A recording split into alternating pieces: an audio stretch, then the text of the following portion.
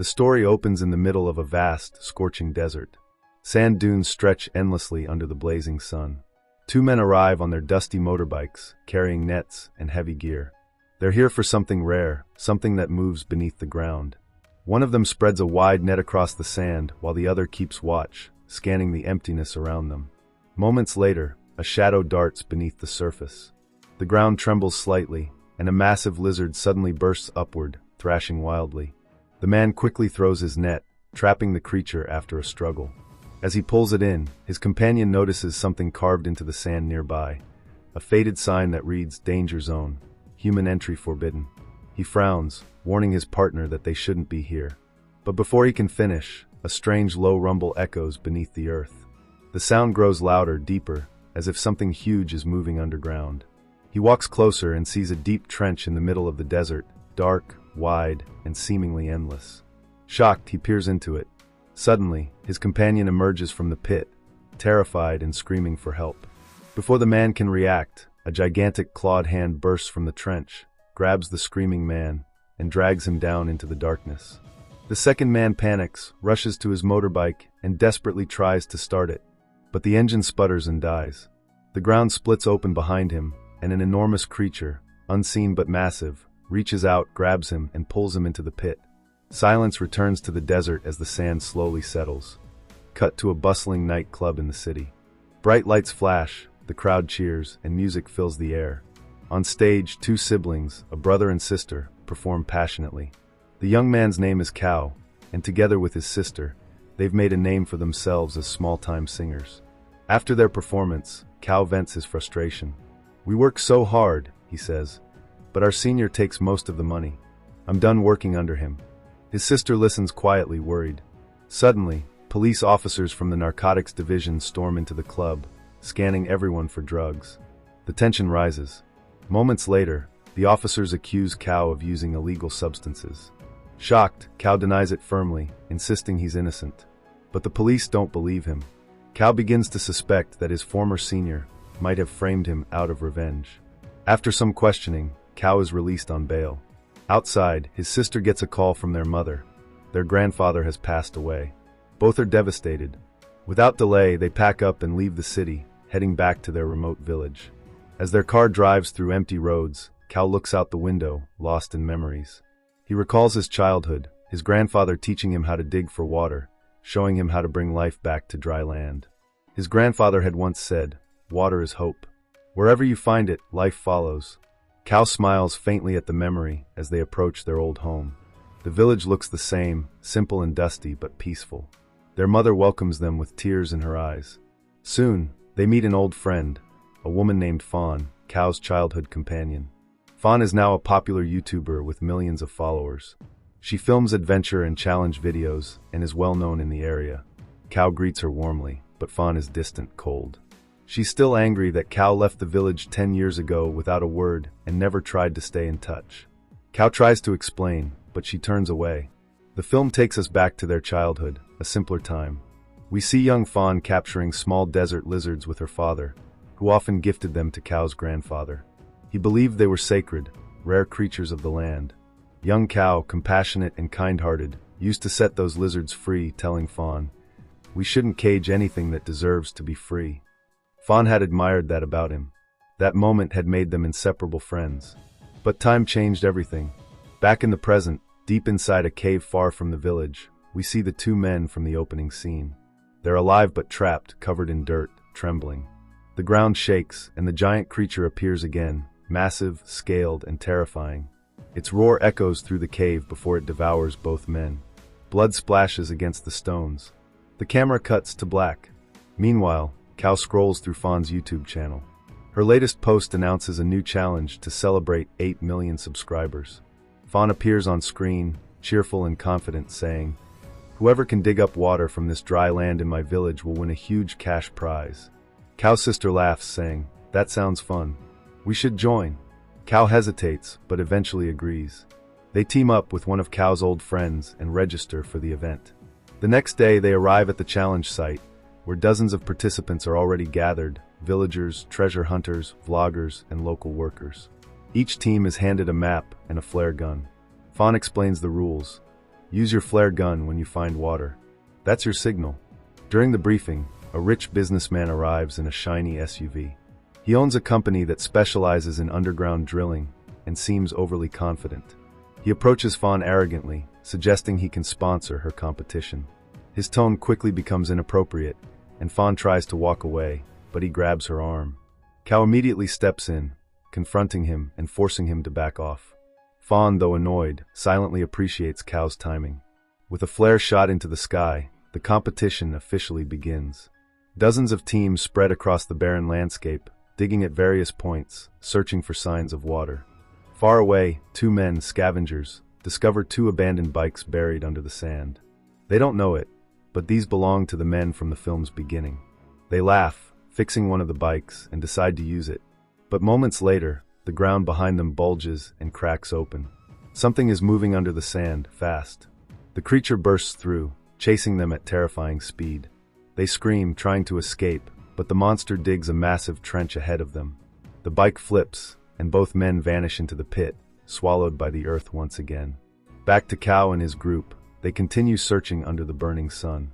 While exploring, they come across several clay plates laid upside down on the ground. Strange symbols are carved into each one. Cow's sister kneels, brushing off the dust, asking, "What are these for?" Cow explains it's an old method. People used to believe that if there's water underground, it'll displace these plates. Just then, another group approaches, warning them to stop digging. One of the men tells them about a local legend, that a giant beast lives beneath the desert, and these plates with magical inscriptions were placed to keep it trapped. Around them, a few remaining contestants wander aimlessly, lost, terrified.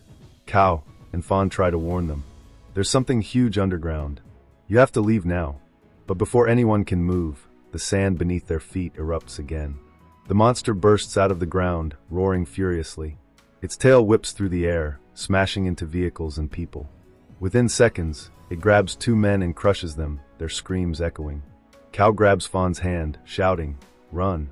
The creature spots them and lunges forward, chasing them relentlessly. They sprint toward the trucks, but the ground splits open, and both of them fall into another trench. At the same time, Cow's sister, who is still inside the truck, hears her brother screaming. She slams her hand on the horn, blaring it repeatedly, trying to distract the creature. The loud noise echoes across the desert. The monster turns toward the sound and begins moving toward the truck. Cow's sister and the rich businessman hide beneath it again, holding their breath. The creature stops above the truck, sniffing. Seconds feel like hours.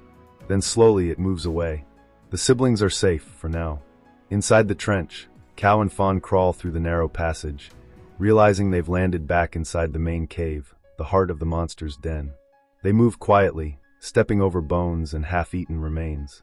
The stench is unbearable. Deeper inside, they find the cocoons again. Some people are still alive, moaning weakly. "We have to free them," Fawn says. Cow nods. Together they begin tearing the sticky shells apart, one by one. Slowly, they free several trapped victims. Outside, Cow's sister and the businessman regroup with the surviving contestants. Together, they decide to help Cow. The group arms themselves with tools, shovels, and whatever they can find. They drive back toward the cave. As they arrive, they see the creature circling the area from underground, its shadow visible beneath the sand. Cow's sister comes up with a plan. She says, "If it follows sound, we'll lure it out." She connects their car's speakers and starts blasting loud music. The ground begins to vibrate. Everyone tenses. Within moments, the creature erupts from beneath them, roaring in fury. Cow's sister shouts, "Now!" The group spreads out, surrounding it from all sides. They throw flares, attack with diggers, and fire at it with whatever they have. The creature thrashes wildly, knocking over trucks and flinging men into the air. Despite the chaos, Cow's sister and a few others sneak into the cave, trying to free more prisoners. They work quickly, cutting open cocoons and pulling people out. But the rich businessman is nowhere to be seen. Fawn insists on finding him, even as the others beg her to leave.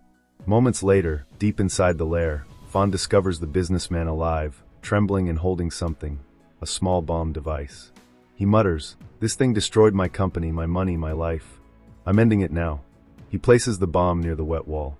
As he picks up the remote detonator, the creature bursts through the tunnel again, furious. Fawn screams as the monster attacks.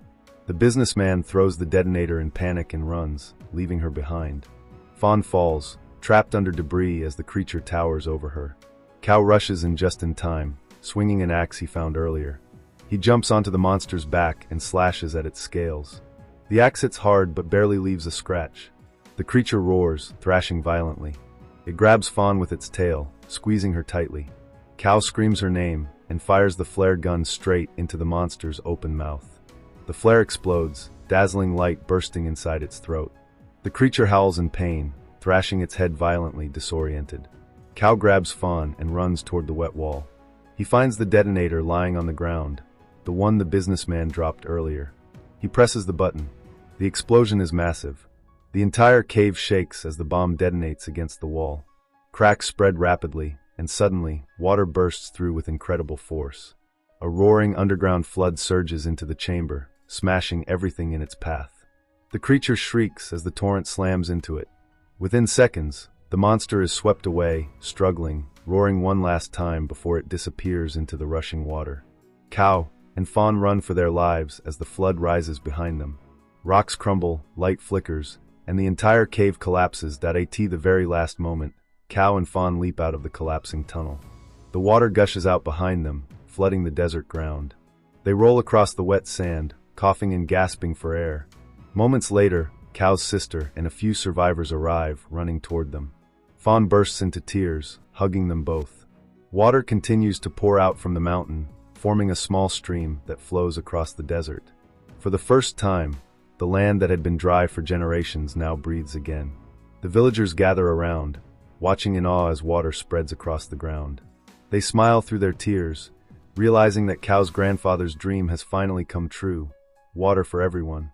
Cow looks up at the sky, thinking of his grandfather's words. Where there is water, there is life. Time passes, and the scene turns calm.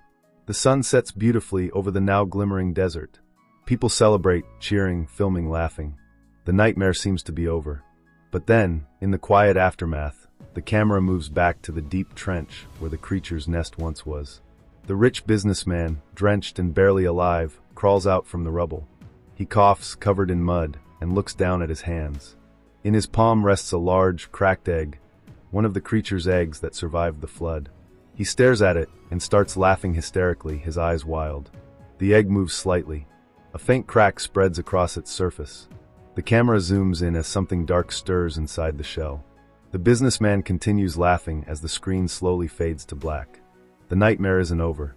The creature's legacy lives on.